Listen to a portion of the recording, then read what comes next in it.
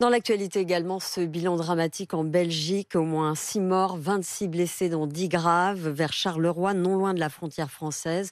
Et hier matin, une voiture a foncé dans une foule qui s'apprêtait à fêter un carnaval. Antoine Martin.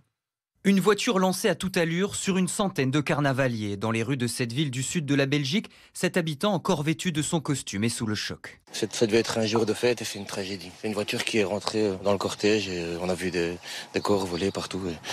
Voilà, c'était horrible. Ils étaient nombreux à se réunir hier matin aux aurores et au son des roulements de tambours pour fêter le début du printemps.